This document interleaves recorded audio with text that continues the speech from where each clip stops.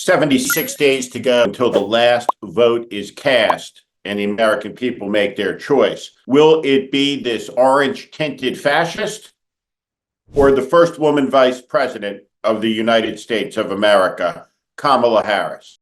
This is the warning. The choice is in the hands of the American people, as it always has been. What makes Donald Trump different is Donald Trump says and stands for the proposition, I love my country when I win an election. I love my country when I'm in power. I love my country when I'm winning. That's not love of country. That's sedition.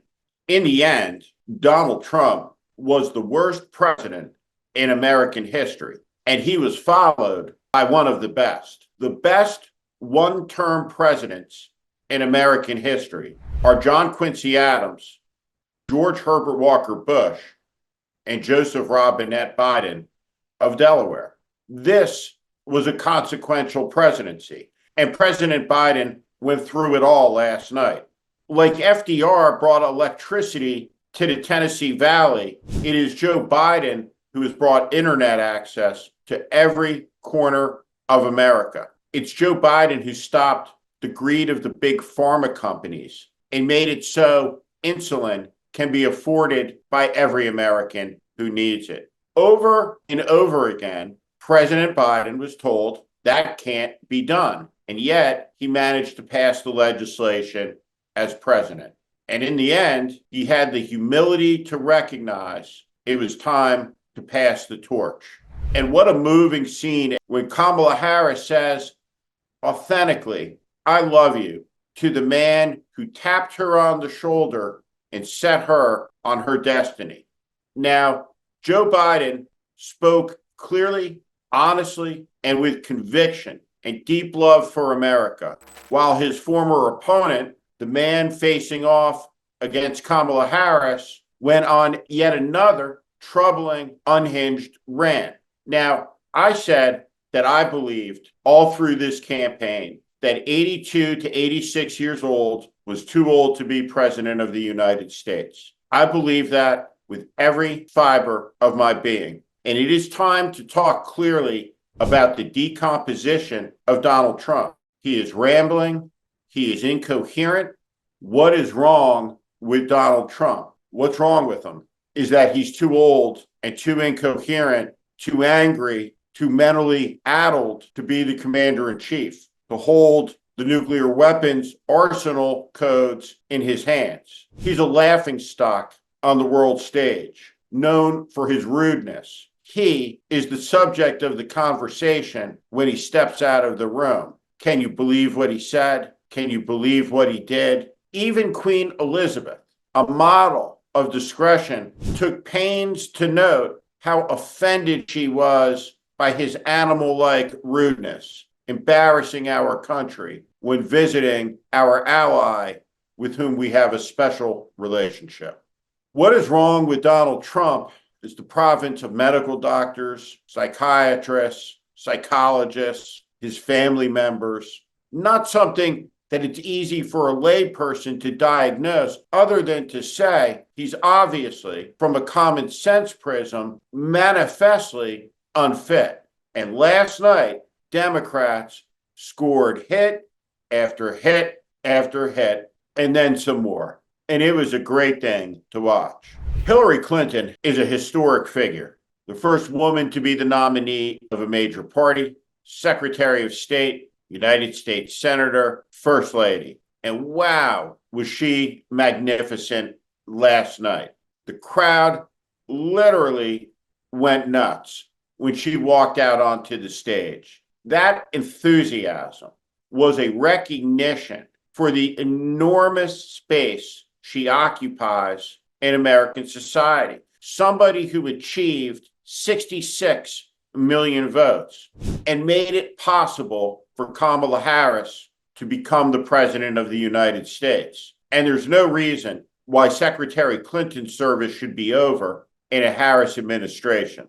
Last night, the woman who was defeated by Donald Trump in 2016 drove home the key and vital message in this election. better is possible. When Hillary Clinton offered a vision beyond the cracks in the ceiling, it was compelling. It was the first time in a long time that anybody has articulated a vision that looks deeply into the future, America's future. It was extraordinary and worth listening to again. It's what the election is about. It's what this week is about. There is a monumental choice. This man, Donald Trump, is a con man, fraudster, like George Santos, who, after all his denials, pled guilty crying yesterday in federal court. Trump's a pig. He's an adjudicated rapist, an assaulter of women, a bully, someone who dishonored his office, used it to enrich himself. Donald Trump is a bloviating ignoramus, ignorant, mean, cruel, dumb, and finally losing. This decade will be studied by historians who will analyze what was it about this era that caused the country to very nearly go off the rails. The accumulation of factors will be studied in depth, but in the end, what last night demonstrates is the direction we, the people, are leaning in. Last night, Kamala Harris sat watching the convention. What I think is a lot of Americans look at Kamala Harris and they say, for the first time in a long time, I like her. I like Kamala. I like her smile. I like what seems to be her generosity of spirit. I like the fact that she can laugh. I like the fact that people like her, and she doesn't look at the country filled with people as her enemies. But now the Democratic convention is looking forward. Tuesday night, Wednesday night, Thursday night are the future. The generational change has happened. Joe Biden has left the arena. He's flown to Santa Barbara for a well-earned vacation. He has passed the torch, and a new generation of Americans is ready to lead. And a new generation of American leaders is getting behind Kamala Harris and Tim Walz because they are the candidates and the only candidates in the race who support American freedom from control, from taking, from observation, from supervision, from the jackboot of government and the heavy hand of the government official and the heavy hand of the intruding government official.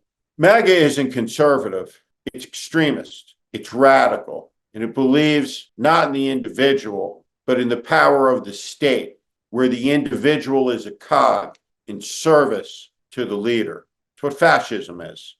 Donald Trump is a fascist. He didn't start out as one. He was a simple buffoon, but he became one, and his party became one.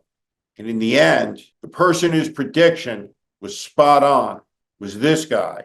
And though it took a long time, 10 years almost, his vision is about to come to pass because the ruination of America's fascist party, which betrayed its history, its legacy, sold its reputation down the river, besmirched its icons in the name of Trump, is about to pay the price because Americans are going to look at this woman and say, I like her. Politics in America is not for other people. It's for all the people. And that means you, because you are one of the people. Do something. I'm Steve Schmidt. This is The Warning, and I invite you to subscribe on our Substack, on our YouTube channel. Follow us. Welcome to the community.